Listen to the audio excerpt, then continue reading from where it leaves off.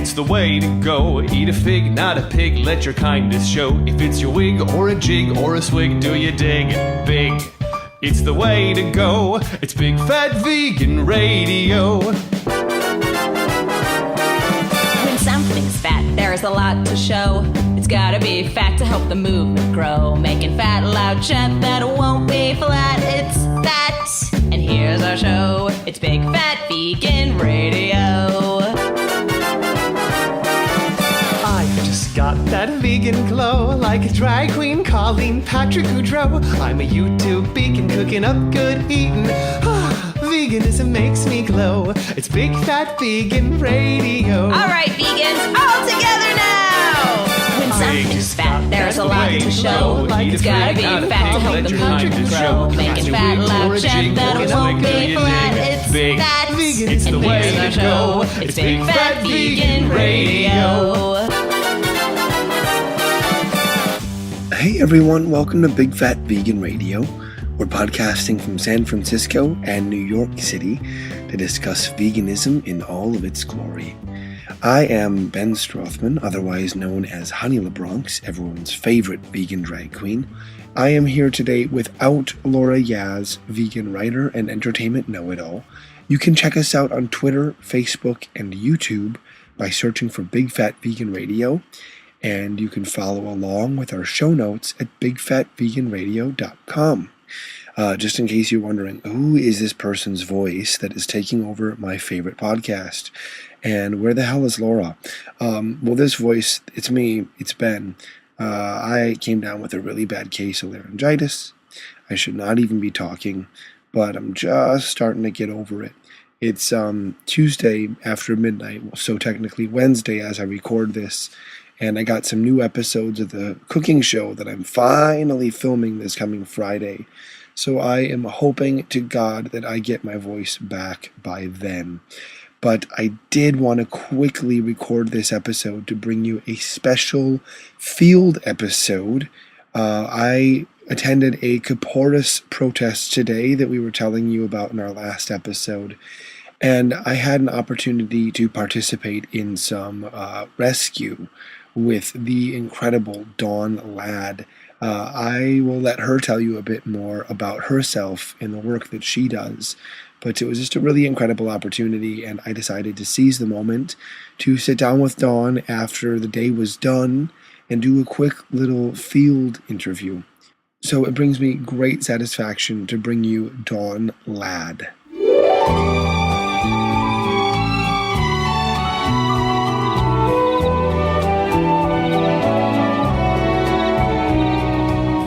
So Dawn, welcome to Big Fat Vegan Radio. Oh wow, thank you. Thanks, nice to be here. Yeah, it's been, thanks so much for taking me along for a pretty wild ride tonight. You know, I saw you at the Kaporos protest and I thought we were all done. And then I see guys got, a crate with 8 hens that we're rescuing. And so I was helping you transport some hens and then some more hens. And then some more hens, and we did quite a rescue here tonight. Could you just tell our listeners a bit about what we just did?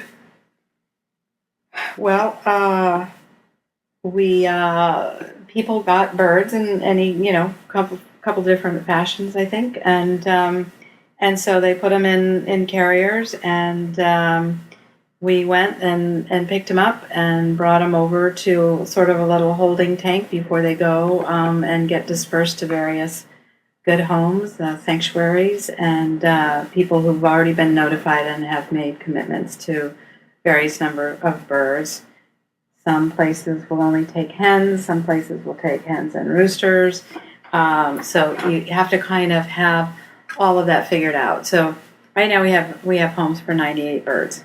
And so, when it gets close to that number, then we have to slow down, because we have homes for 98. Maybe I can push that to 100, and but not much more than that. So we have to kind of know what we can place. So tonight we attended one protest in Brooklyn, where there was a lot of trucks unloading just crates and crates. We just did a interview with Rena Deitch about this, and as I'm describing to the listeners these crates of birds, when I saw it tonight again, I was just like, I can't believe it's that many. I mean, I think this is more than I've seen face to face, and it's just staggering how many. So we went tonight to sort of protest peacefully, just with signs and doing some outreach and talking to people, answering questions, answering a lot of ridiculous questions that were really asked more in a mocking manner. So in what was a pretty hostile environment, with a lot of people there who are going to do what they're going to do anyway, and who are looking at us like we're just a bunch of kooks, how did we manage to get, I helped carry them, but I don't know how we got them. How did we actually manage to get these birds and rescue them?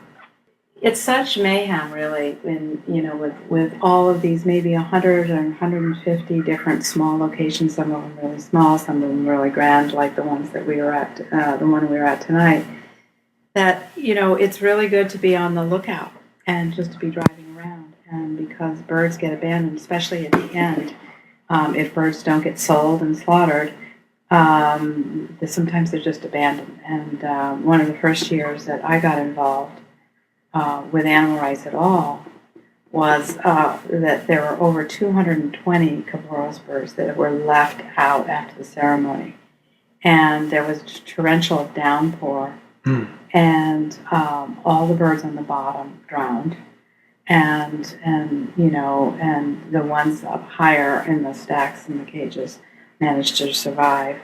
So it was really funny. You'll appreciate this. It's like you'd never lifted a chicken before tonight. Right? Yeah. So that was a first. Exciting event.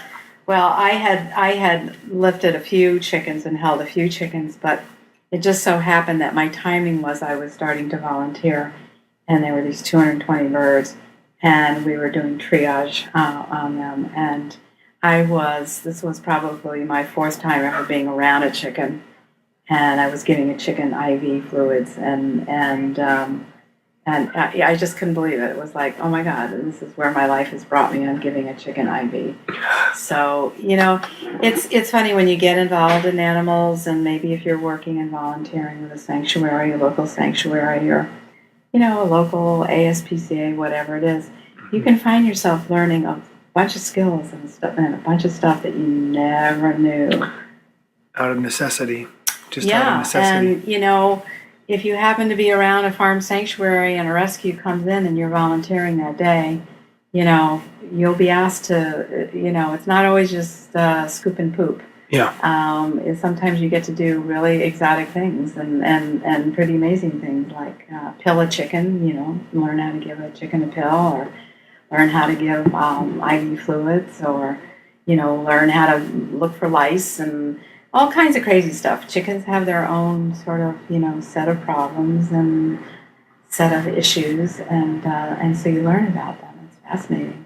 What I find really remarkable is, I'm just watching dumbfounded as we're, helping these rescued birds.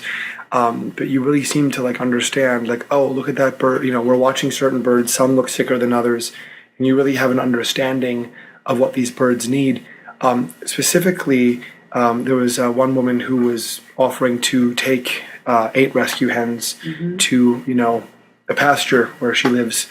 And you were advising her specifically on the diet for these birds, because they're not just normal birds, which I don't know if people understand, that these are birds that are bred for meat. So these are birds that are just a few weeks old, abnormally large, and so they have a whole set of different requirements for their care. That's exactly Could you speak to that just a little bit, so people have a idea of what these birds are going to require? Yeah, these birds, back 50 years ago, 60 years ago, chickens were chickens, and you had chickens, and some people who would eat chickens, they would eat the egg layers. So there's really only one kind of chicken, and it was the egg layers, and there's always chickens are chickens, but then the girls are hens and the boys are roosters.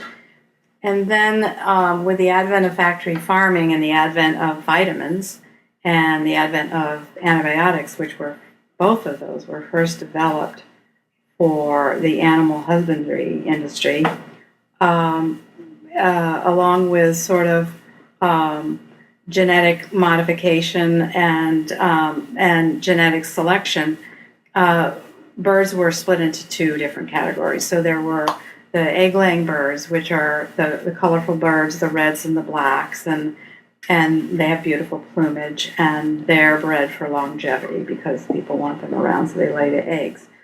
And then these birds were genetically selected and modified to not live long because they're meant to go from egg to full grown in 45 days. And that's a typical quote-unquote slaughter weight.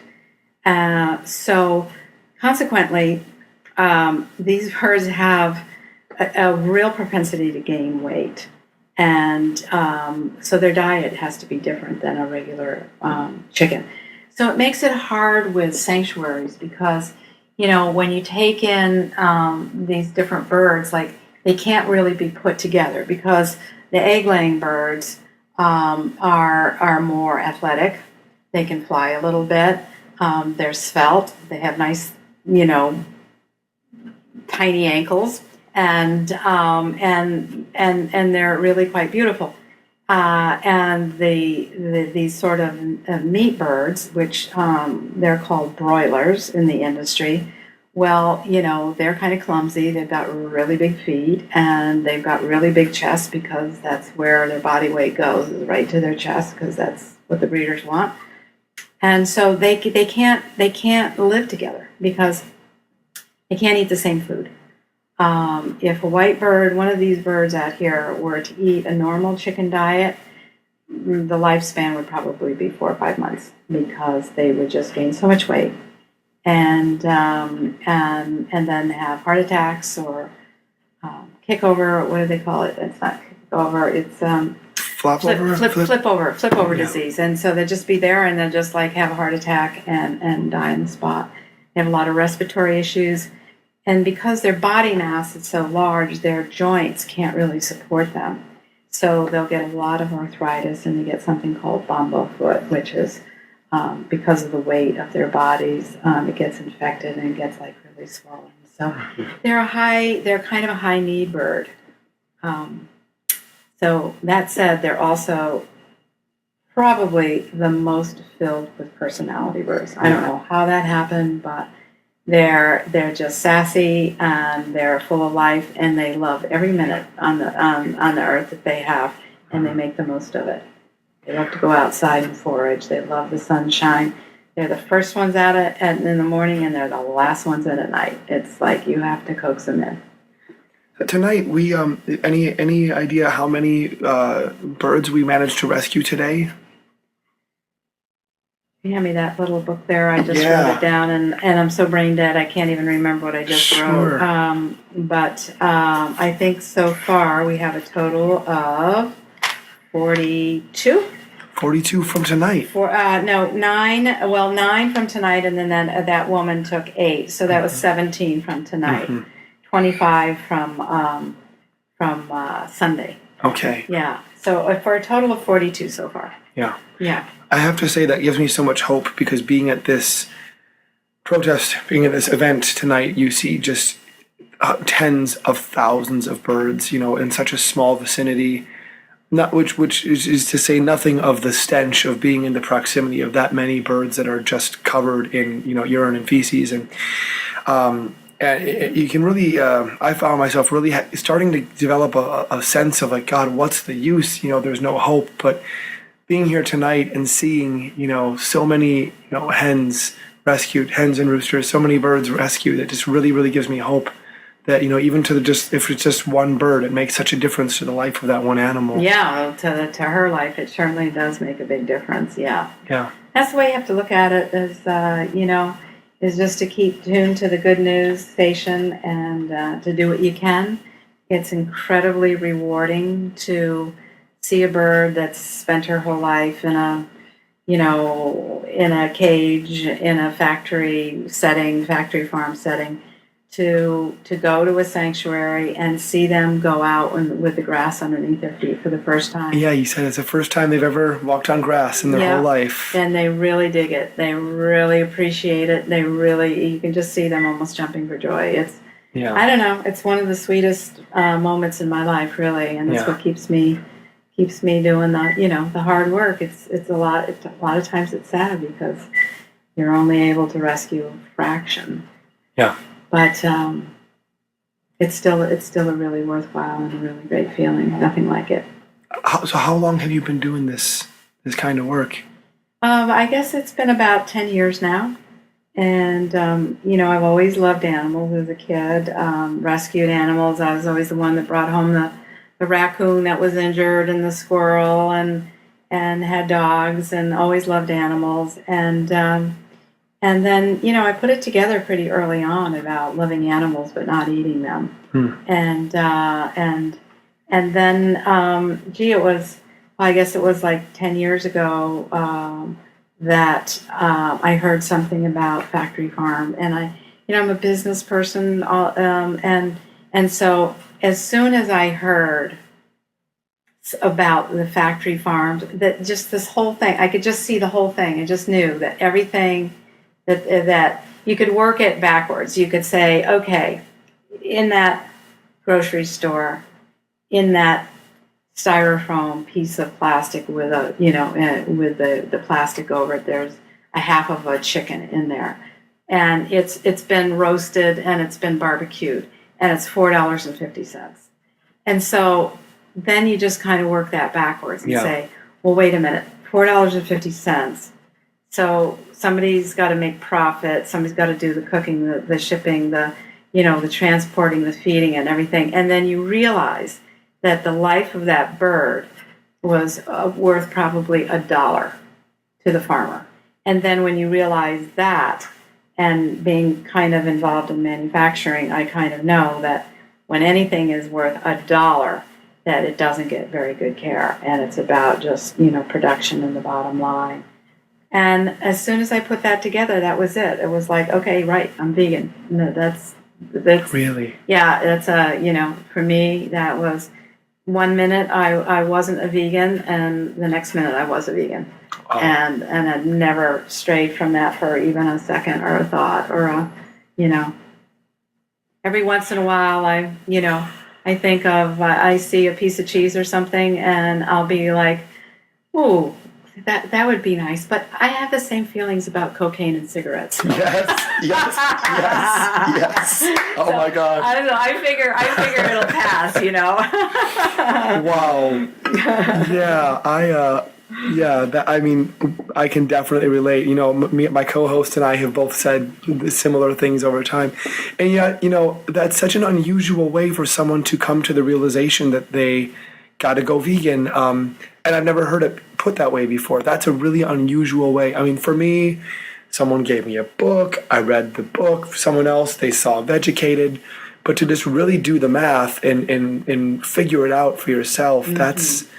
there's a lot of people who listen to our show who are trying to go vegan or who are even struggling with being just vegetarian on their way to trying to become vegan. What do you say to people out there who are finding it difficult, who know that they want to go vegan and know why, but are just struggling with making it happen for themselves? Yeah, I think, for some people it's a slower process, and some people are like me, lucky, and it just happens overnight and really have, don't miss very much. But to keep trying and keep experimenting and hang out with people who are that are like-minded and explore new restaurants and new recipes and get into the health aspects of it, for yourself. And it may take a little while to change your palate because people, are used to very salty, very sweet, very fatty foods. And so, maybe takes a little transition but once you transition out of it, it's like you don't miss that stuff at all. I don't anyway, Yeah. I really don't. So I say keep trying, and whenever you if you have that moment and you have a slip, all right, so you have a slip. And so, it's like, well, that pleasure really lasted about 5 minutes. And now I really want more, or I feel really guilty. And so, I don't know, in a lot of ways for me, it's just easier just to, that's it, not to have any. But if you do have a slip, so what? So you He's still saving, 99 animals a year. And it feels good. I mean, it feels good to be able to look an animal in the eye, even if it's not an eating animal, like looking a dog in the eye or a horse, or especially cows or chickens, and just be like, you know what? I feel real comfortable looking you in the eye because I do nothing to harm you. Yeah. And that feeling is like way better than the high you get from I don't know, an ice cream cone or something. Yeah. It lasts a lot longer. Oh, I still get a high from ice cream cones. I just went to the new unnamed Lula's, which is still in between ownership. But, it's funny you should mention that feeling, because I've been trying to find a way to work into this conversation the feeling that came over me tonight. I've been vegan almost 4 years, and I've had very little interaction with animals in that time. I'm craving canine affection lately, and I really want to get involved with some kind of like a dog shelter, walking and keeping company. But tonight, as you were saying, I was helping. I was like, oh, I'll carry a box inside, but you want me to actually pick up the bird with my bare hands? I know. I saw and you set it be like, inside? all right. You were about to go outside, and I stopped you. I'm like, Dawn, I got a stupid question. I've never picked a bird up. Is there anything I should know? And you told me to hold it really tightly around, from the belly with my hands holding the wings tightly, because it would otherwise flap its wings, right. Which just so I understand, why is that bad? Why do I not want it flapping its wings? Will it hurt itself, or will it just get into a commotion? Or well, it'll hurt itself. If she could hurt herself, and then the other thing is that you could get hurt. Oh, yeah. Like people have, especially with larger birds like turkeys, domesticated turkeys, or even sort of heritage turkeys. They are big animals. They have very big, strong wings, and if you don't really hug in those wings, and they get nervous or they think they're going to fall when you pick them up, they'll start flapping, and they could break a nose in a second. Wow. Yeah. I mean, I'm a pretty strong guy. I'm no stranger to the gym, but I don't think there's one chicken that didn't almost get a wing. I mean, they're strong. I mean, I haven't thought about this till now, but they've been on these trucks with no food, no water, no fresh air, no real rest. Yeah. And that chicken put up a really good fight, when I tried to lift it in. But that was my first time tonight ever, like picking up a chicken and holding it in my hands. Oh, wow. I mean, this is such an insensitive joke to make, but the last time I ever picked up a chicken with my bare hands, it was, on bread, before I was vegan. And there's a part of me that still thinks of that as chicken, and I know a lot of people, I don't know why they make this argument, but they'll, when you meet non-vegans, and they'll try to make it sound like they're almost as good as vegan, because like, oh, well, I don't eat red meat, I only eat chicken and fish. And holding a chicken tonight and hearing people argue that, oh, well, I just eat chicken.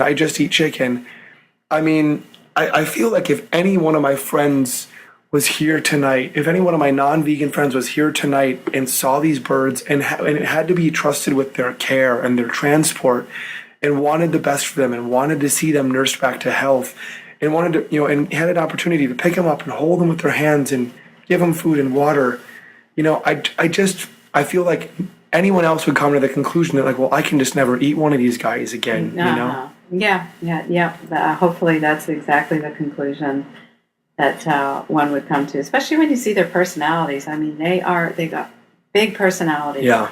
And chickens are actually really smart in their own ways. They have, they can recognize up to 100 members of their own flock, and there's definitely a pecking order.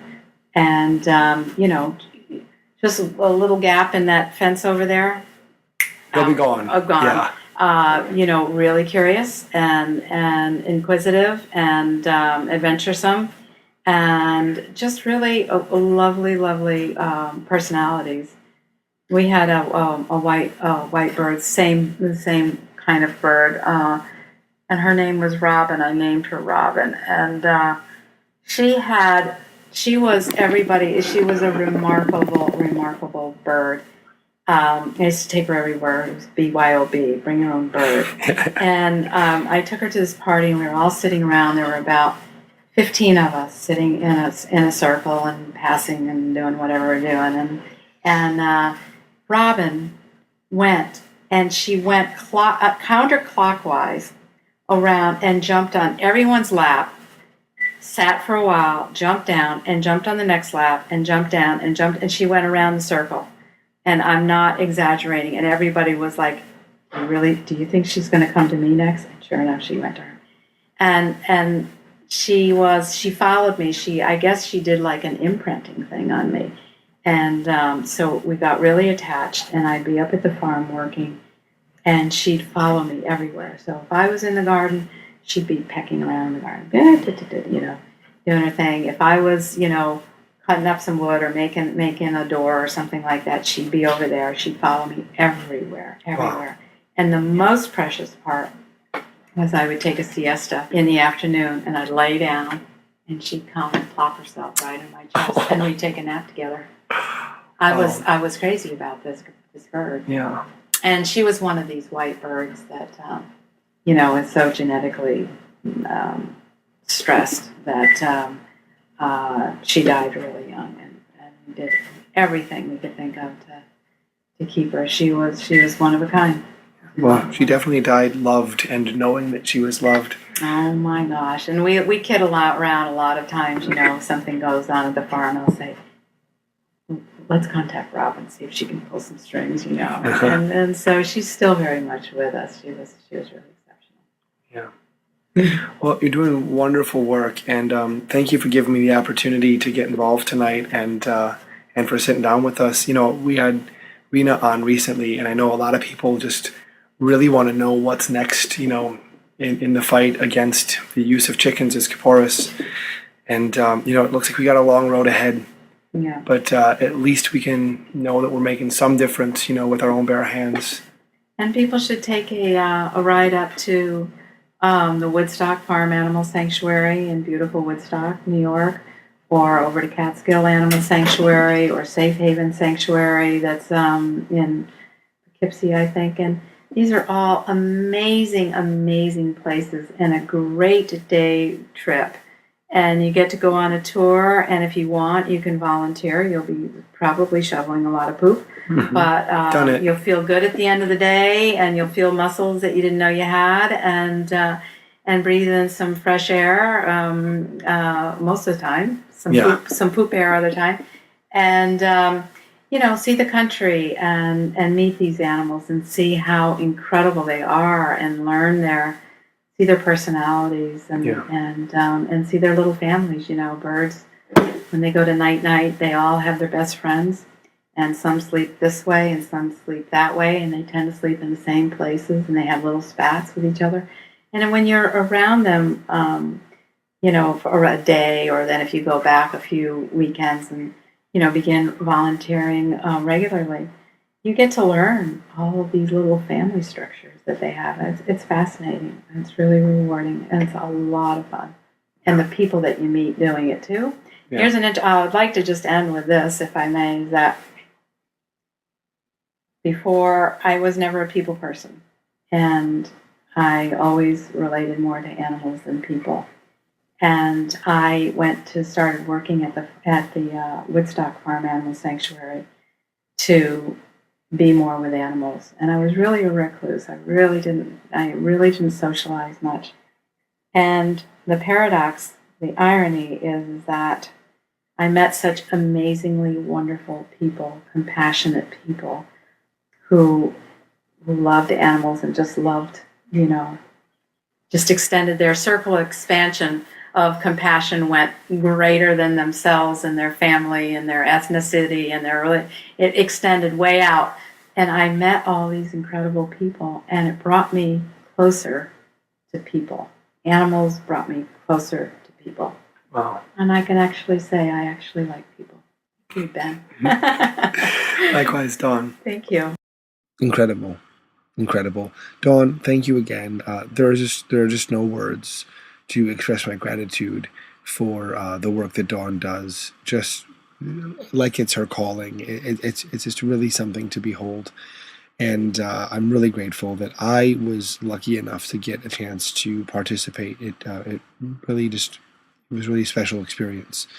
So you guys, that's it. It's a quick one. It's a quick little field interview today.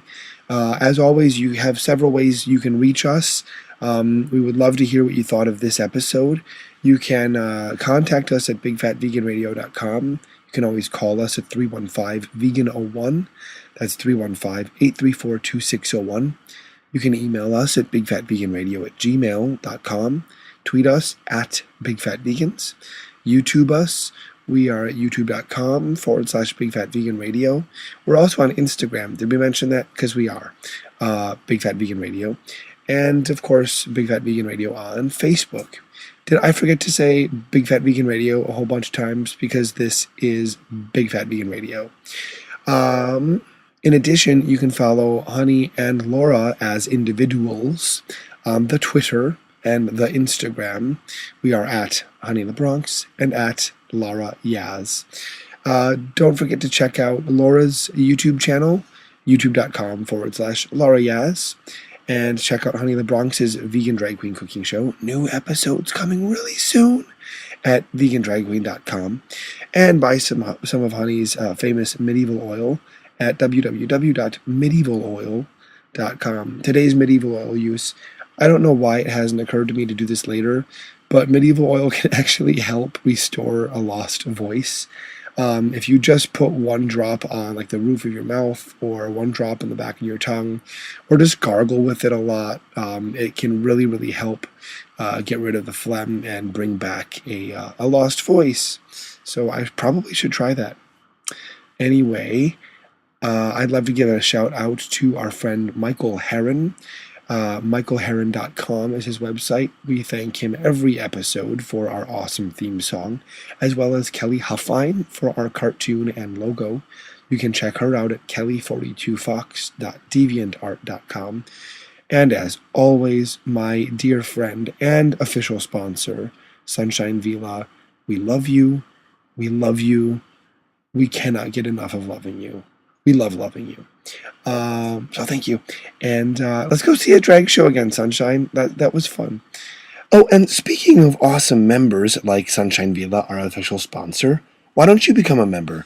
Check out bigfatveganradio.com and click on Support Us for a list of ways to support this podcast, whether it's through a one-time donation, through a recurring donation, which makes you a member.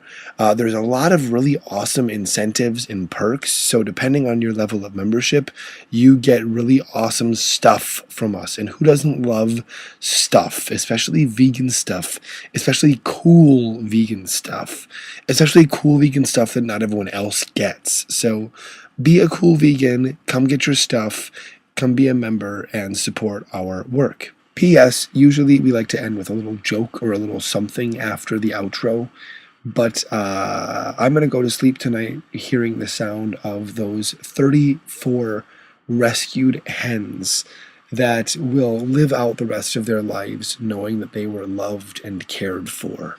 So stick around after the outro. I'm going to leave you with roughly 1 minute of the sound of freed chickens, rescued chickens. You will hear them clucking.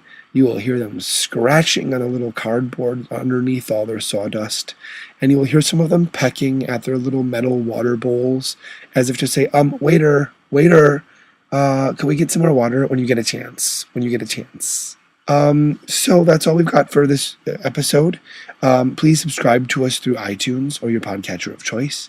It's extra helpful if you can give us an awesome rating and a glowing review. And be sure to tell us what you thought of this episode on our Facebook page. Send us a tweet, a voicemail, or a comment at bigfatveganradio.com.